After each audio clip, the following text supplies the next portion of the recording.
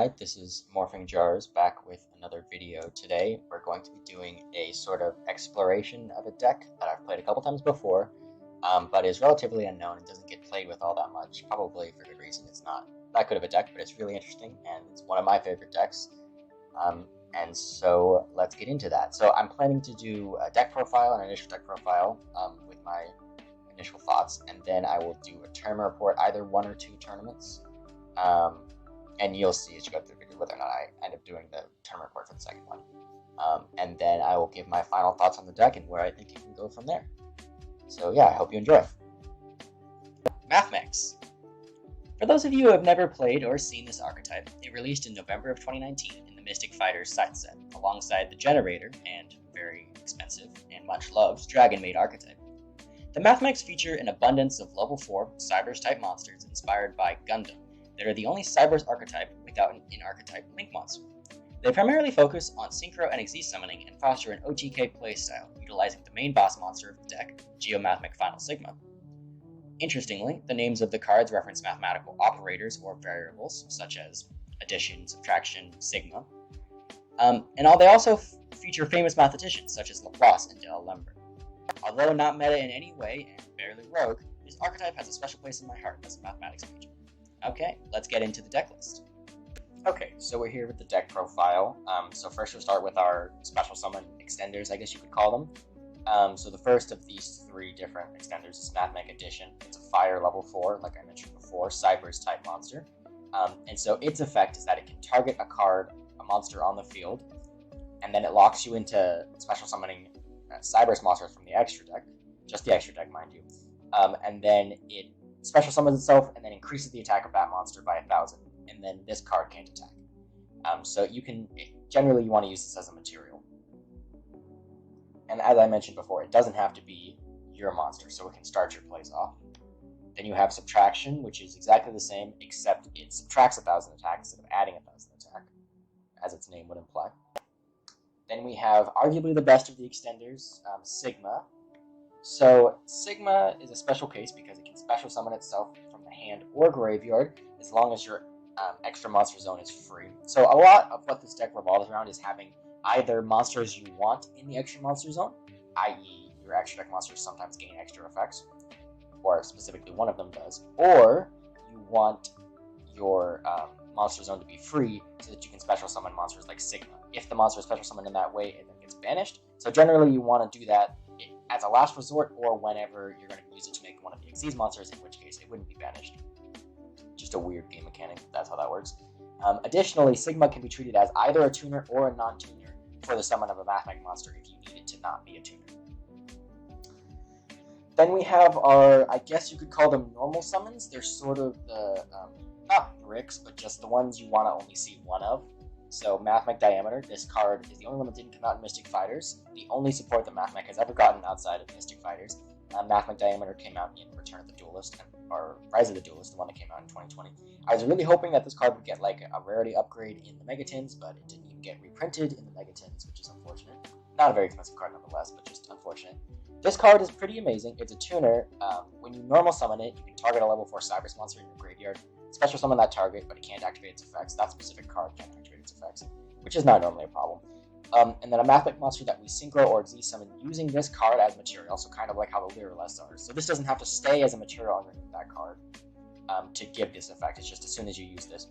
It gains a once per turn, or for the remainder of the turn, Omni Negate. Just a negate, not activation, not destroying, just negating the effect. But it is an Omni Negate for not only card activations and monster effect activation, but also effect activations in grave. So you'll see how this will come up in either the report or maybe a little combo section I do. And then the other 2 normal summons are Nabla and Multiplication. So I hesitate to call these normal summons because like these cards by themselves, maybe Nabla, but Multiplication by itself doesn't do anything as a normal summon. It's not exactly a starter. But these cards are integral to a turn 3 combo play or even a turn 2 OTK. Multiplication's effect is that it can target a level 4 Cybers monster and make it into an 8, so this helps facilitate 12s, as you can see. And if this card is sent to the graveyard, you can target a Cybers monster you control in the extra monster zone. This is how it plays around the extra monster zone. And then it doubles its attack until the end of the turn, which is amazing. And that's anyway sent to the graveyard. right? So you could even Fool's Bro this card. And then Nabla lets you tribute any one monster. So Nabla helps you clear your extra monster zone. You can tribute any monster to special summon a Mathmech card from your deck. So usually what you're doing is you're using Nabla to tribute the monster you have in the extra monster zone to special summon multiplication, right? And then you can either OTK or use that as just a body on field. Also, if Nabla is sent to the graveyard, the monster in the extra monster zone can make 2 attacks on monsters. So you can see how this would become fairly ridiculous. Pretty OTK focused this deck is because of these 2 cards and because of a card in the extra deck. But again, you don't want to have like both of these cards. You don't want to have these cards and a diameter. It just becomes, and especially the next normal summon, which I'll talk about in just a second, it gets very bricky very quickly. And then finally, the last Mathmech card is Super Factorial. You can think of this card as basically just Revolt. It's a little worse because it doesn't, they have to be different names, though that might actually be the same. I don't know exactly if that's the same as Revolt. But it doesn't, it only lets you use 3 monsters, and you have to, and they have to be in the graveyard. It can't be from your banish zone. But the upside is you can either Xyz summon or Synchro summon. If you Synchro summon, you send them, you shuffle the cards that you use to Synchro summon into your deck, which sucks. It's kind of last resort. Usually you're going to be Xyz summoning, and then those cards just become material. So you can see how you can set up a Super Factorial. If you're forced to go first, you can set up a Super Factorial play where you make an Xyz monster using diameter, and then that monster has an Omni Negate on your opponent's turn, and then it has its normal powerful effects. So that's it for the Mathmech cards. Then we have our other normal summon, which is Balancer Lord. This card is unfortunate in that it normally gets impermed. It's normally a pretty big target. So if you only have if you have a hand that's full of normal summons, i.e. like a Diameter and a Balancer Lord, it's really difficult to play in that sort of hand because you'll normal the Balancer Lord. This will almost always get impermed. You'll use the effect. If you don't know, this effect gives you an additional normal summon of a Cyberse monster by paying 1,000 life points. And so you'll use this and you'll try to normal summon your like your Diameter, for example, and it'll just get impermed, so you won't get the normal summon, or your Diameter will get stopped, and then it's like, what do you do? So generally, I try to not use Balancer Lord. Like, Balancer Lord is fine as a normal summon if it's the only normal summon you have, which makes it seem like it's kind of redundant. But you'll see if you play this deck that this card is really nice to have, because sometimes it does get you a really powerful board, and the other times it's just like, well, this is just a Cyberse level 4 that I need. Additionally, if this card is banished, it lets you special summon a level 4 or lower monster from your hand, which is really good because you can set up some pretty insane going first lines using Cyberse Wicked to like get all of the resources you could possibly need. And then as this is a Cyberse level 4 focused deck, Parallel Exceed is very good in this deck. I tried playing without it once, just playing more Mathmech names, and it's just tricky in a very weird way. Parallel Exceed fixes the problem that you have too many normal summons if you play just more, because you're playing the maximum amount of extender special summons, right? And so if you play any more Mathmech names, they just become additional cards you have to normal summon. There's no way to get them out on the field. So if you open, let's say, Balancer Lord and Parallel Exceed, you can Balancer Lord into a Link Disciple, Parallel Exceed special summon itself to then go into a Link Devotee and have a level 4 sitting around. Then you can take those two, and then you cycle a card, and then you tribute by tributing off the Devotee tokens can be used to make Wicked, kind of like in my last profile. Actually, I don't think I used Wicked in the last profile, but like you use them to make Wicked, and then you special summon a Lingaribo using the other token to zone the Wicked points to. This then allows you to banish the Balancer Lord to special summon the Mathmech Tuner that you add to your hand off of the Wicked. So Parallel Exceed just makes this deck a lot smoother. And then finally, for the last, I guess, engine cards or Cyberse cards, we have Silent Mining. Silent Mining is just as much an Ash Magnet as normal. I might even, ideally, you'd be able to play a searcher like Small World, which I like much better when I'm playing Attic Nister. That's why I play that card instead of this one. But in this deck, they're all level 4s, they're all Cyberses, so there's just no way, there's no bridge to be able to get from one bricky normal summon to another. So it's just better to have Silent Mining. I mean, a lot of times you do get to have like a good plus where you like discard Sigma off of this, and then it's like, well, that's just amazing.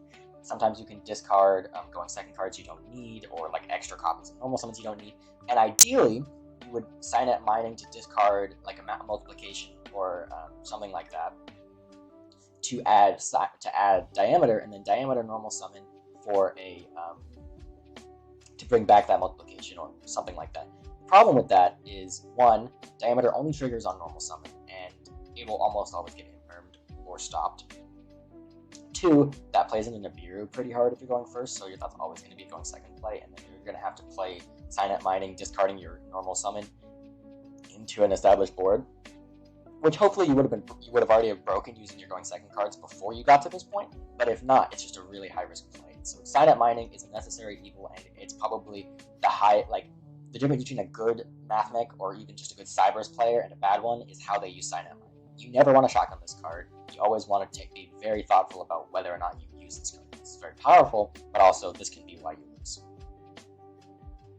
Because it's just such a neg on combo advantage. So that's it for the main deck, or I guess the engine cards, the Cybers engine cards. So now we're into our going second and hand traps and generics. So we've got 2 triple attacks. I don't personally like playing 3 triple attacks because I feel drawing a triple attack off a triple attack is really bad. You can either use this to rip from your opponent's hand or to take a powerful monster like Dragoon to help you OTK, or you can use it to, and that's one of the best uses of this because this deck has a really hard time outing Dragoon. I mean, you can out Dragoon, but it's hard to play through Dragoon Negate and a pop, stuff like that. So triple attack is really good, or just to draw into additional combo pieces, which is really nice too. So triple tactics, it feels really good in this deck, especially because it's going second deck. Ooh, sorry, hitting the camera there. We've got 2 Raigeki. You could either play, like 1 of these and then 3 triple attack, or 3 of these and 1 triple attack, I think is how I would try it. There's flexibility there, just because, like, Raigeki is very good when you see it. Almost always, it at least eats 1 negation, so it wouldn't eat Dragoon in that situation. And so that's why I tend to like triple tactic, because I have a lot of like Cyber Dragon Dragoon players in my locals. So Raigeki isn't always super useful, but having and so in that instance, triple tactics would be better. But having the Raigeki to just like break boards, it's kind of counterintuitive to what you want to do, because if you don't know Mathmechs, they have to attack into a monster to be able to OTK. Kind of, it doesn't have to be like a 2000 or less monster like Utopia Devil does or something like that. It just has to be a monster. And so it is beneficial to leave some monsters. So just think about that whenever you're doing Raigeki. When you're Raigeki, if they only have like 1 monster online, don't Raigeki. Try and just break the board, or like OTK through that 1 monster. Some more going second cards. We have 1 Pankratops and 2 Alpha. I'm unsure about whether or not I want Pankratops in this build. So for my first version of this build, I think I'm going to do the 2-in-1. I think I might take out Pankratops and put in just 3 Alpha. Drawing Alpha in this deck feels amazing. So there's only 1 card in the whole deck that Cybers locks you for the whole turn, i.e. like you have to have, like you can't do anything but Cyberses. Most of them are for the rest of the turn, and so you can just spec these right off the bat and they're just free. I think in this format, Alpha might be slightly better just because it helps you bounce things back like Dragoon, bounce back a DPE they've already used. Whereas Pankratops popping, it's good for back row, but I already have quite a few considerations for back row in this deck, like going second, game 1. But I don't know. So I'm going to try 3 and 2 and see how I feel. More than likely, it's going to be just 3, no Pankratops. Then as just some staples, we've got Foolish Burial and Call by the Grave. So as I mentioned before, you can send Nabla or Multiplication from any means to be able to trigger its effect to give the double attack or doubling the attack stat of your extra deck Cybers monster in the extra monster zone here. And so Foolish Burial can be used just to trigger that effect if you already have a line to Geomathmech Final Sigma or something like that, or an Access Code Talker. Because you can double Access Code Talker's attack 2 to 10,000, and then give it like an in-archetype radar or update jammer, except it's not just 2 attacks, it's 2 attacks on monsters specifically. Or you can use this as a combo starter by sending Sigma to the grave. So that's pretty good. And then Called by the Grave is just a generically amazing card in this format. Like, most decks need to be playing Called by the Grave. I play it in almost every deck. 1 Harpy's Feather Duster. This is the consideration to, you know, the very popular skill drain Eldritch deck, other back row decks. There's a Guru player at my locals. This card isn't so good against them because they play Sky Prison, but just having there was a slot for 2 1-ofs extra. So instead of playing 2 hand traps, I decided to play Harpy Feather Duster and Red Reboot. This card is really good because you can consistently OTK your opponent. Kind of like in Dinos, almost every single time you OTK your opponent if things go perfectly. So Red Reboot doesn't matter. You can just hold it to keep in your hand and have your opponent lose their traps. And then finally for hand traps, we have Ash Blossom.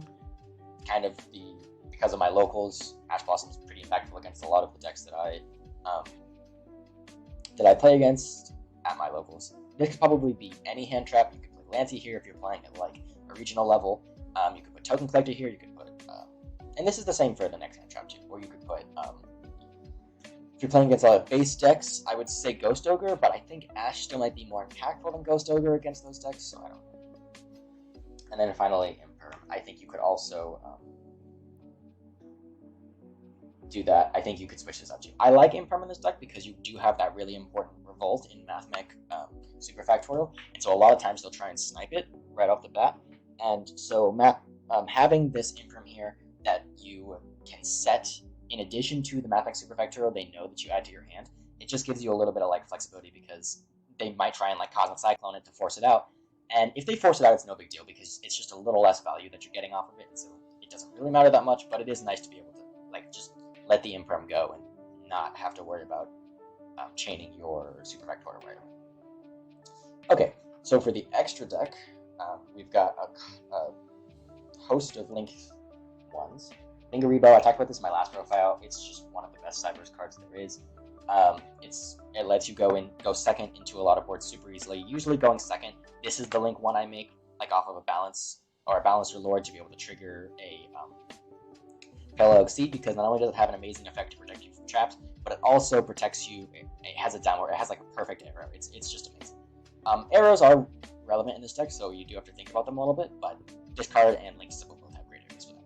Link Disciple and Link Devotee are for the going first play. It just gives you a lot more bodies on board to be able to cycle into like into a Wicked, and then Wicked into like a Masquerena if you have some extenders, so that you can like Masquerena into either. You'll see later on like Bravo, you can Masquerena into either Unicorn or Apollosa if you want to play that. I'm undecided. Then we have Splash Mage, Wicked, and Code Talker inverted. So starting off with Splash Mage, this card is amazing in any Cybers deck. It locks you into Cyberses for the rest of the turn, which is relevant, and then it can just special summon a monster deck. So you can use this to bring back. Technically, you could bring back a your boss monster to your Mathmech Final Sigma if you want, but it puts it in defense position, and it wouldn't be in the extra monster zone, obviously. So usually you bring back like a combo piece. You can bring back Multiplication, and then sync off with like a Sigma to go into a Geomathmech Magma to double the attack of the monster in the extra monster zone. It's just a really versatile card, and this card by itself makes any two monsters on field into a Access Code Talker, which is amazing. Cyber's Wicked is useful for going first. You can do the Link Disciple into Link Devotee play into Wicked to be able to add either Nabla, Diameter, or Sigma to your hand, which is nice. And then if you banish the Balancer Lord for that, then it immediately lets you special summon that, because Wicked can banish the Balancer Lord. Next we have Code Talker inverted here. This card's kind of like maybe a little win more, maybe a little unnecessary, but it does help you to get pieces out of your hand. If you draw like a Nabla or Multiplication, you can use inverted to get it out. And it does give you pretty good arrows. Like if you put this into the downward pointing arrow for a Wicked, it gives you really good arrows for pretty much anything you could want. But I don't go into it as much as I would usually, because going first, you're basically just trying to set up follow-up and also the Super Factorial play. That's all you need to do. Usually you have a hand trap, and in this format, you won't be forced to go first very often. Most decks have to rely on going first when they can. So then we have IP Masquerena. This is what you put your unused pieces into. Like if you have enough material sitting around turn 1 after you've set up the Super Factorial play, if it works out that way, you go into a Masquerena with a monster on board to be able to go into Namor Unicorn, or like I said, if you're playing Apollosa, you can go into Apollosa. Transcode Talker. So this, unfortunately, is the card in the deck that makes me have to consider whether the going second cards, because Transcode Talker requires that you only summon Cybers monsters for the entire turn you activate its effect. It's still a Link 3, you can still use it to climb into Access Code Talker if you have the bodies, but if you want to use the Transcode Talker effect, you can't have summoned like a Pancratops or a Alpha, so just be aware of that. It doesn't usually come up because you're going, like this is not usually used. this is not, you don't usually go into the access code transcode talker line. Like if you're going second, if you're trying to OTK, because it's not as consistently OTKing as the, like in-engine cards, but it does come up. And then, like I mentioned before, as I alluded to, access code talker, you transcode into access code talker. You can do any two monsters into splash mage into a third monster into transcode talker, bring back the splash mage into access code. And then you got a 5300 access code with like bare minimum 3 pops, because you can have earth, water, and then you could have made Link Aribo or Link Disciple as one of the Link ones. And so there are 3 pops, access code talker, and if you sent a multiplication, then you could potentially, like if you had a Foolish Bro, you could potentially have a 10,600 attack access code talker.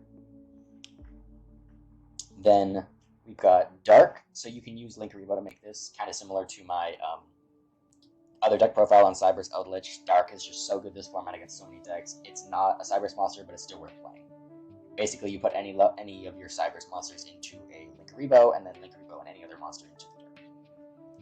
And then we have Number Unicorn, as mentioned before. This is my IP Masquerade play. It's not a Cyberse, doesn't usually matter. And then from there, we are now into our Mathmech cards. So we've got the 2 Xyz monsters. Probably you would play a third one of these and then not play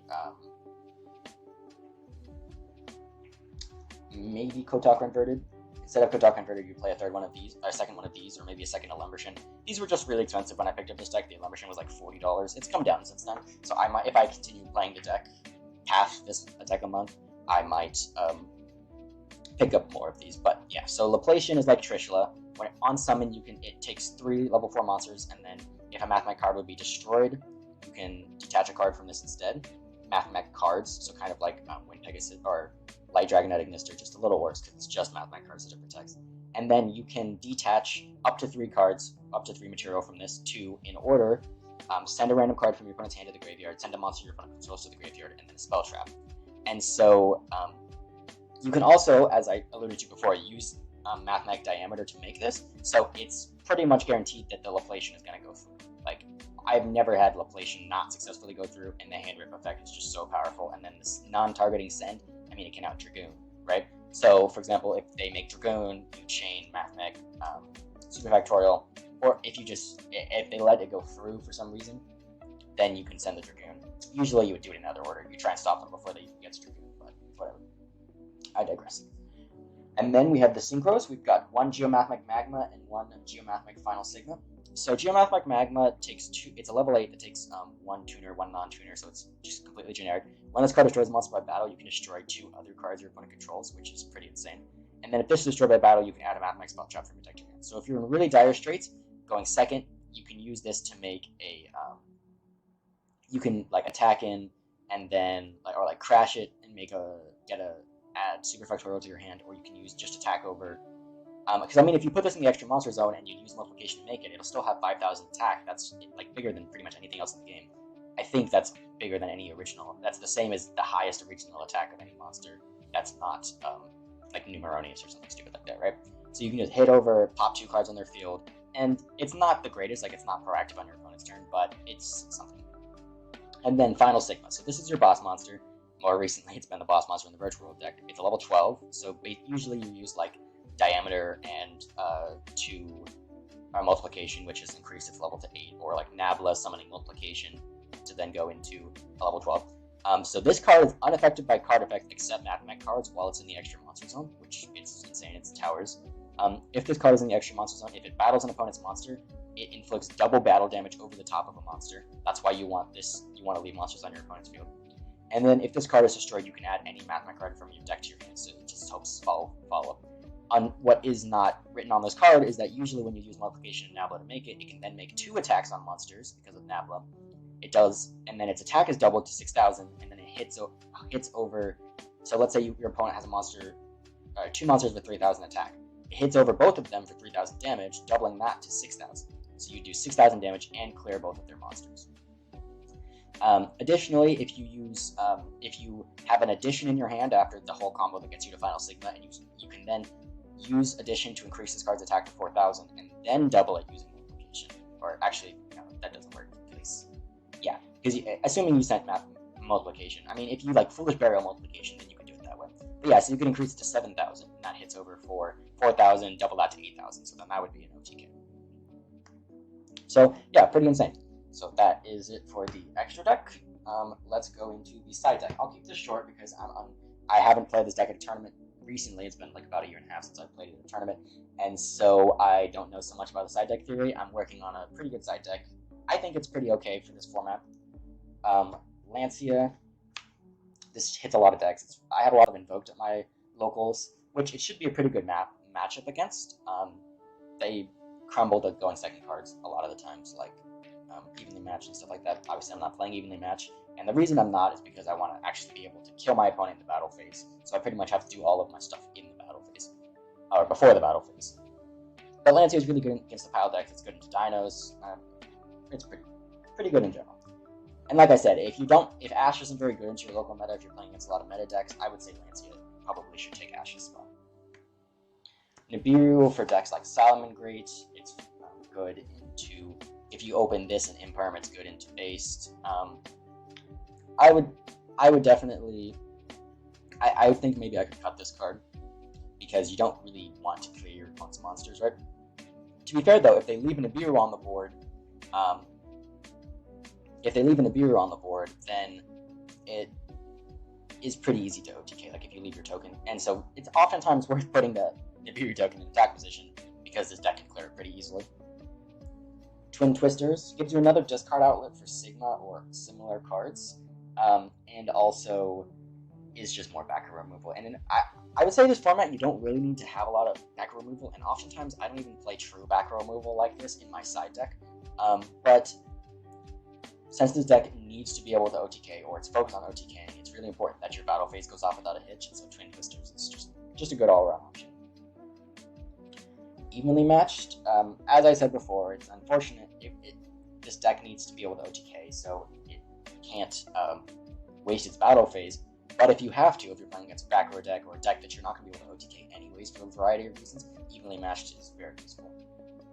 And then for when you're going first, Rivalry of Warlords is great this format with all the pile decks and Invoked and Dinos and things like that don't keep one archetype or one type of monster on the field. You will play pretty much nothing but Cyberses, and so Rivalry of Warlords does not hurt you at all. So yeah, so that's it for the deck list. I will take this to my locals on Thursday, the 31st, I think, and I will be right back with the tournament report. It'll be like seconds for you guys. And so I'm going to go through my tournament report now. I'll flash some images up on screen to accompany this. So I went 2-2 overall, which was probably better than I was expecting for learning a going second deck, where like you don't exactly know like how to respond or like how to play around your opponent's interactions yet when you're playing this deck.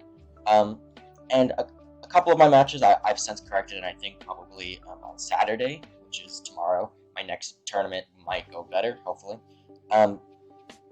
So right before the tournament, I made some changes to my deck list, and I think it was for the better, but I still didn't like the changes overall. So I took out the Alpha and the Pankratops and the Regeki, and then I added in the Cypherium Gamma package, so 3 Gammas and a driver, and then another additional triple tactics, so I was playing 3 triple tactics. And the triple tactics was good. Every time I drew triple tactics, it was pretty good. It did feel bad. I did draw into a triple tactics off of triple tactics, so I think I will be keeping it at 2. And you'll see in just a second, I have made some changes in response to the tournament. I think I'll go over those at the end of the tournament report, though. But yeah, so the Gamma was okay, but it was dead a lot of the times. I don't think I ever used the Gamma on my opponent's turn. Maybe once, like maybe on a Verte, just because like it was not.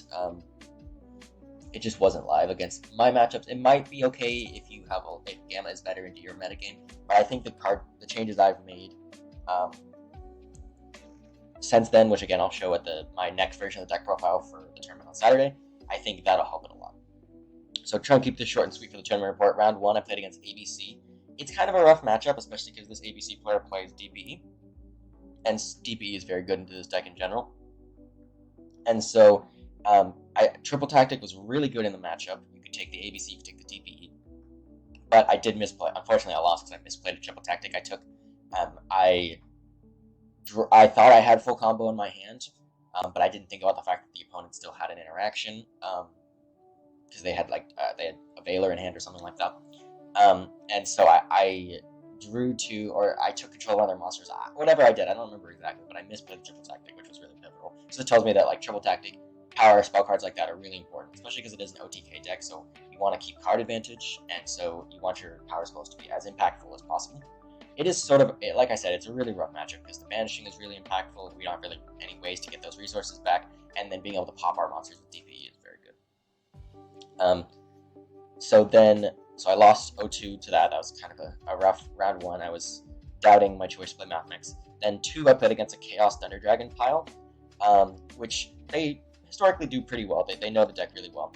I beat them 2-0, however, and game 1, funnily enough, the opponent resolved 3 Necrofaces, so they Necrofaced with a Gold Sark, and they banished another Necroface off that one, and then they banished another Necroface off that one, so I had to banish the top 15 cards in my deck, and it killed my Gamma, which sucked. But then they ended up banishing an important combo piece or something like that, so it ended up being okay. That game, I one-tapped the opponent for like 11,000 damage. I hit over their Verte with a double Final Mathmech, or Geomathmech Final Sigma, doing 11,000 damage, just one-tapping them. Game 2, it was sort of more back and forth. I used the Gamma preemptively on the first Necrophase, which ended up being really good because they lost. They didn't have a lot of resources, so they ended on like,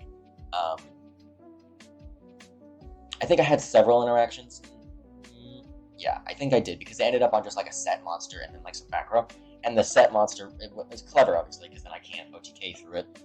And so I tried a new strategy where I had enough resources to be able to get to 5,300 access to Talker using Masquerena. So basically what I did was I made concurrently a Splash Mage and a Masquerena, linked those into a transcode, and then brought back the Masquerena with the transcode because it's a Cyber's link monster, right?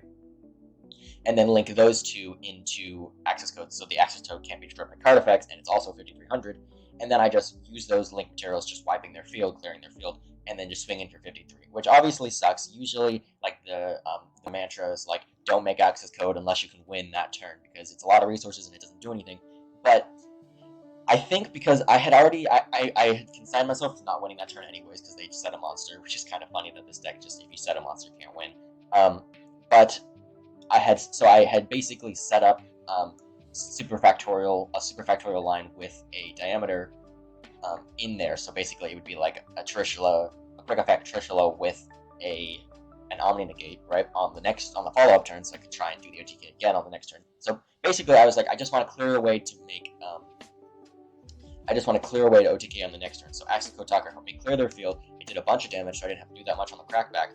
And it was really easy to make because you just link climb into it super quickly. So I think don't make access code unless you can win, unless you have a backup plan and it can just help you OTK on the next turn. So yeah, won that one 2-0.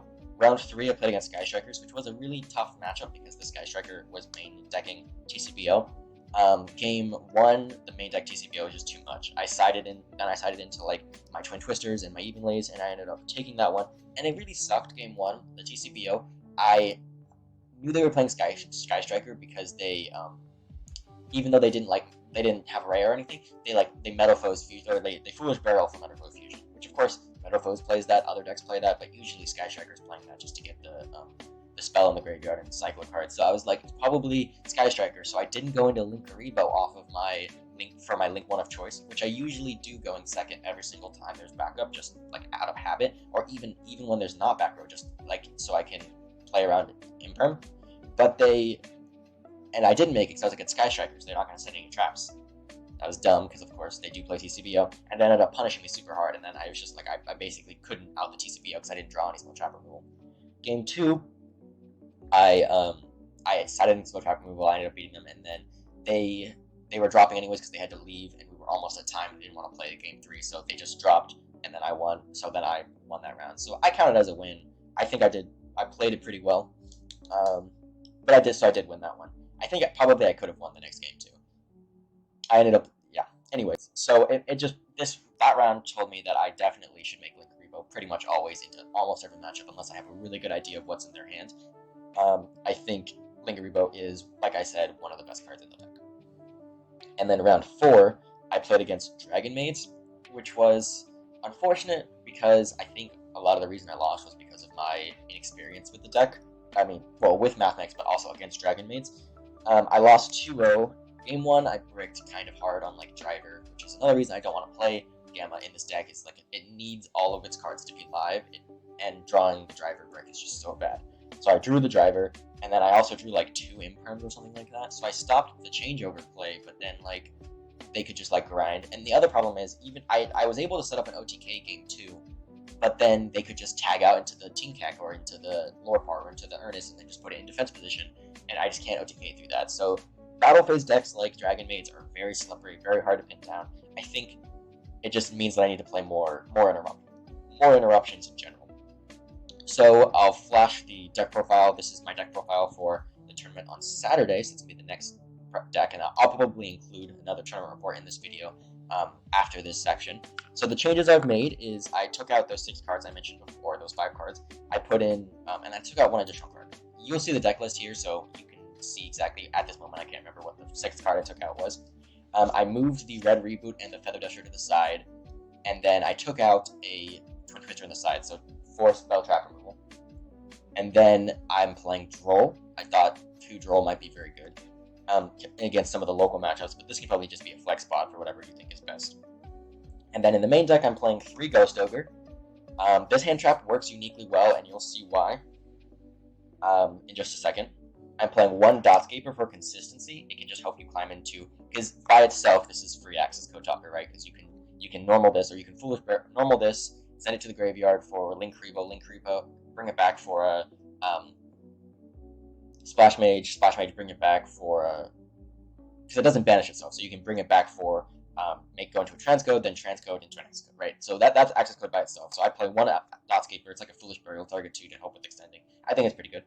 It's also a small world target, so one of the problems I was having was that Sign Up Mining was terrible, because usually I was having to discard a Mathmech card to get the correct Mathmech into my hand for combo, and then if they ashed it or they did any interaction with that, it just went super minus. And so Small World at least lets you keep a Mathmech in hand, and it actually lets you get to some more interesting cards, and it helps you get rid of dead cards, like for example a 2nd copy of Ghost Ogre, because it's a hard once per turn. So small and Ghost Ogre, Dotscaper, and then Parallel Exceed are just amazing bridges for Small World. I really like this card. Obviously, it's more expensive, but I'm definitely going to give this a chance, I think. And then Salesman is the final 3 of that I put in the deck. So this card is mainly to counter DPE, because if they just pop your normal summon, it's super punishing. And so being able to just call DPE, and then not only do you prevent them from activating it, but then when you clear their DPE, they can't activate it in the graveyard, because it's cards with the same original name. And so this just like basically adds DPE. It's very good. And it's also good in the trap matchup. You can call a specific trap. You can call like Makaba if you're playing it to Cids or something like that. So I think going second playing Salesman is going to be really rewarding. So I hope to try out this deck. It's a brand new card. I don't really see it in any list. Hopefully it does pretty well. So yeah, so that is my tournament report and new deck list.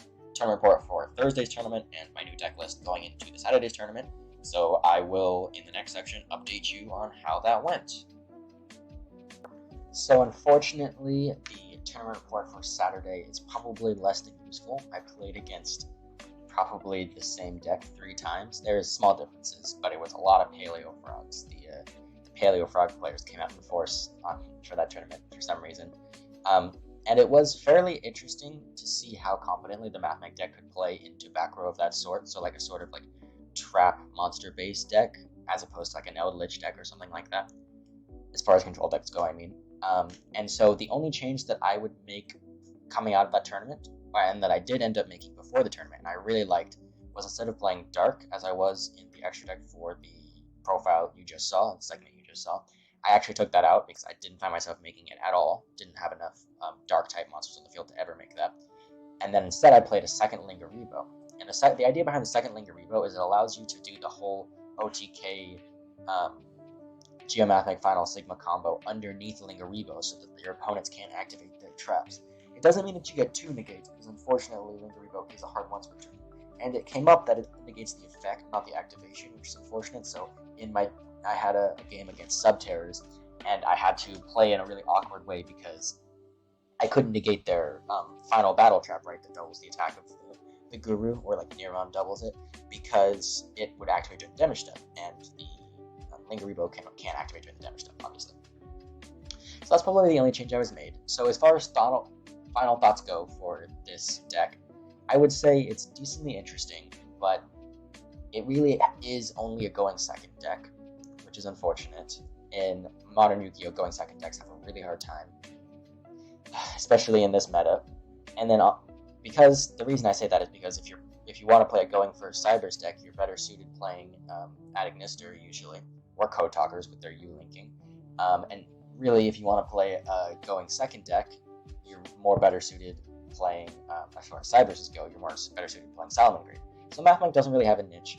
Hopefully they get some sort of support in Power of the Elements, or maybe the next set, like one more Mathmech monster, maybe a Mathmech Link monster. That would be really cool.